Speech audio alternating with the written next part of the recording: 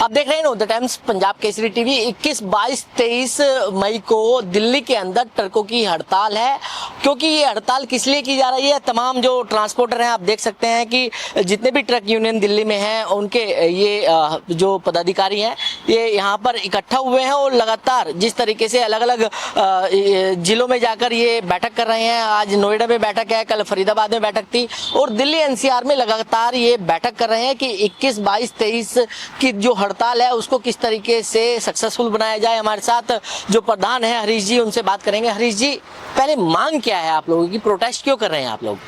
Sir, बड़ा genuine सी मांग है हमारी। हम लोग हमेशा से सरकार का साथ देते हैं, चाहे वो कोरोना का विषय हो या युद्ध का मैदान।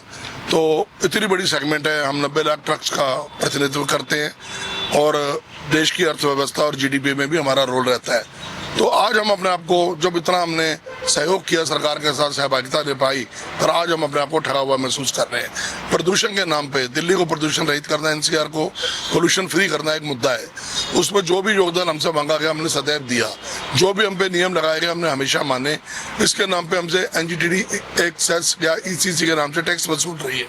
आज तक 1800 करोड़ रुपया सरकार के पास इसका पहुंच चुका है।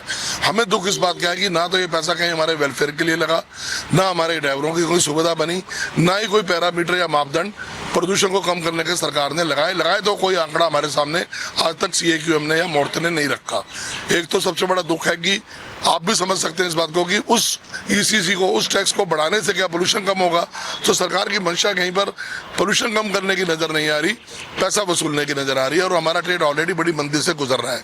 प्रधानमंत्री के आह्वान पे जो भी आवाज होती है हम उसमें सहयोग भी करते हैं। उसके बाद टोल टैक्स बढ़ा दिया गया, ईसीसी हमारा बढ़ा दिया गया, दिल्ली में घुसने का एक एंट्री का 2600 का 4000 कर दिया गया। ये बहुत बड़ी हमारे पे मार है, ऑलरेडी मंदी की मार हम झेल रहे हैं। फिर दूसरा दुख ये है कि यूरो 6 गाड़ियां जो इन्होंने हमें ये कह के बेची है प्रदूषण रहित गाड़ियां हैं, 11-12 लाख महंगी गाड़ी ली, अपने पास अर्थव्यवस्था ना होते हुए भी हमने उसको अपनाया। उसमें एड ब्लू जैसा प्रोडक्ट ऐड करते हैं तो भी उस गाड़ी से भी लिया जा रहा है। जब एक तरफ आप उसको ग्रैब में फ्री करते हो, उस पर बंदिश नहीं होती चलने की दिल्ली में और एनसीआर में, क्योंकि वो पोल्यूशन फ्री है। दूसरी तरफ आप उससे पोल्यूशन टैक्स ले रहे हो, ये भी हमारे पे बहुत बड़ी मार है। तीसरा, यूरो 4 गाड़ियां जो हमारी 2017 से 2020 तक रजिस्टर हुई, सरकार ने खुद उनको प्रमाण पत्र दिए, रजिस्ट्रेशन दी, फिटनेस परमिट दिए 15 साल के, 10 साल 12 साल की लाइफ दी। तो 5 साल में 2 साल कोरोना में चले गए। वो गाड़ियां केवल 3 वर्ष चली हैं। उन गाड़ियों को बंद करने की बात हो रही है। एक छोटी सी छूट दे रखी थी सरकार ने, छोटी सी छूट कहेंगे, कि आवश्यक वस्तुएं जो फल फ्रूट सब्जियां दवाई घी मक्खन, इन पे ये शुल्क नहीं था। अब सरकार ने उसको भी कवर कर लिया। तो ट्रांसपोर्टर कहाँ जाएगा? हमारे पास कोई रास्ता ही नहीं बचा। हमने खूब मीटिंगें कर ली, दुहाई पुकार कर ली, सरकार में अपनी दुहाई कर ली, पुकार कर ली और कोर्ट में भी अर्जियां लगा दी, जब कहीं पर कोई सुनवाई नहीं हुई। बड़ा दुख लगता है कि सुप्रीम कोर्ट ने भी हमें नहीं सुना। 1 वर्ष से हमारी 2 अर्जियां पेंडिंग पड़ी हैं। तो मजबूर और विवश होकर हमने ये अपना व्यापार बंद करके अपना व्यापार बचाने की कोशिश शुरू करी। कुलतारन जी, अगर आपसे बात करें इस जो ऑल इंडिया ट्रांसपोर्ट कांग्रेस है उसमें आप पूर्व चेयरमैन भी हैं, क्या लगता है कि जिस तरीके से ये जो 3 दिन की हड़ताल है, लगता नहीं कि इससे काफी नुकसान भी होने वाला है? बिल्कुल 100% होगा। हम नहीं चाहते कि किसी का नुकसान हो, लेकिन जो सरकार की नीतियां हैं और हमारी जुडिशरी जो सरकार के कहने पे चल रही है, क्योंकि बड़ी उम्मीदें होती हैं कि हम हमारी जो सुप्रीम कोर्ट है वो सुप्रीम है, बड़ी उम्मीदें होती हैं। लेकिन सुप्रीम कोर्ट ने बगैर हमारी पिटीशन सुने हुए जो ग्रीन टैक्स है 1000 रुपये से शुरू किया था। जब 1000 रुपये से शुरू किया था तब हमने सोचा था चलो भी हमारे बच्चे यहाँ रहते हैं, उनके भी वो भी तंदुरुस्त रहेंगे, हमारे बुजुर्ग रहते हैं दिल्ली के अंदर, वो भी तंदुरुस्त रहेंगे, हवा सही होगी। लेकिन उसके नाम पर जो लूट की गई, 1500 करोड़ रुपया इकट्ठा किया सरकार ने, ट्रक वालों से लूटा पूरी तरह से। उसके बाद कहीं पर भी वो इन्वेस्ट नहीं किए गए और दिल्ली का धुआं पिछले 7 साल में पूरी दुनिया में अव्वल 1 नंबर पे चल रहा है। तो कहीं पर भी कोई सुधार कुछ नहीं किया और टैक्स पे टैक्स लगाते गए। और इस बार सुप्रीम कोर्ट ने सारी हदें पार करके और अपने सरकारों ने 5200 रुपया गाड़ी के ऊपर टोल टैक्स लगा दिया, ग्रीन टैक्स लगा दिया है। उसके विरोध में हम चक्का जाम कर रहे हैं। दूसरा हमारा मुद्दा BS4 गाड़ियों का है। दिल्ली के एनसीआर के अंदर 17 लाख BS4 गाड़ियां हैं। अगर 17 लाख गाड़ियां अगर अक्टूबर में ये बंद कर देंगे तो कितने परिवार इससे प्रभावित होंगे। जो BS4 गाड़ियां हैं उसकी लाइफ सरकार ने तय की है 15 साल, तो उनको कोई राइट नहीं बनता कि वो गाड़ियों को बंद किया जाए। और जो सरकारी आंकलन बताते हैं कि जो पोल्यूशन है जो पोल्यूशन सिर्फ 11% पोल्यूशन हमारी ट्रांसपोर्ट इंडस्ट्री करती है, बाकी 90% पोल्यूशन दिल्ली में है वो डस्ट पोल्यूशन है और इंडस्ट्री का पोल्यूशन है। उन पे कोई टैक्स नहीं, लेकिन हर बार ट्रक वालों को ही लूटा जाता है, उन पे ही इम्पोज किया जाता है। बड़ा आसान तरीका है कलेक्शन करने का, जैसे गाड़ी दिल्ली के अंदर घुसते करोड़ों रुपए इकट्ठे करते हैं। क्या ये दिल्ली एनसीआर में है या ऑल ओवर इंडिया है? ये भी दिल्ली एनसीआर की हड़ताल है, लेकिन ये 3 दिन की सांकेतिक चक्का जाम है। अपनी इच्छा से हम अपनी गाड़ियां खड़ी कर रहे हैं, हम किसी को हड़ताल के बारे में नहीं बोल रहे, लेकिन लोग बहुत तंग हैं और सभी अपनी गाड़ियां खड़ी करना चाहते हैं। उसके बाद भी अगर सरकार नहीं मानती तो उसके बाद 100% इंडेफिनिट स्ट्राइक पे जाएंगे। सर अभी कितना नुकसान हो रहा है अगर बात करें तो?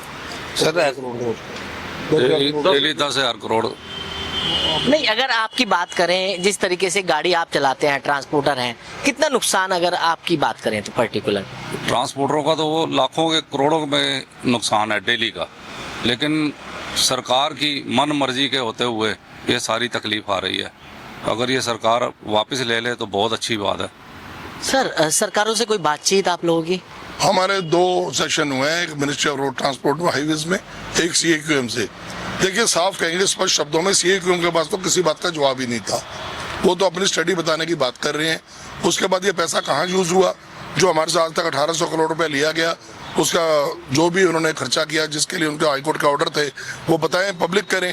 और एक उनको हमने बोला कि आपका जो पोल्यूशन लेवल है वो आप पब्लिकली, आपके 46 दिल्ली NCR में स्टेशन है जहाँ से आप नापते हैं, तो 46 के 46 पर डिस्प्ले कीजिए ना रोज का, ताकि 3 दिन में हमें भी पता लगे हमारी गाड़ी बंद होने से कितना पोल्यूशन कम हुआ। वैसे भी हमारा योगदान 11-12% से ऊपर नहीं है, तो जो 88% वाले मौज ले रहे हैं दिल्ली में, पोल्यूशन भी कर रहे हैं, तो वो पैसे की राजनीति चल रही है।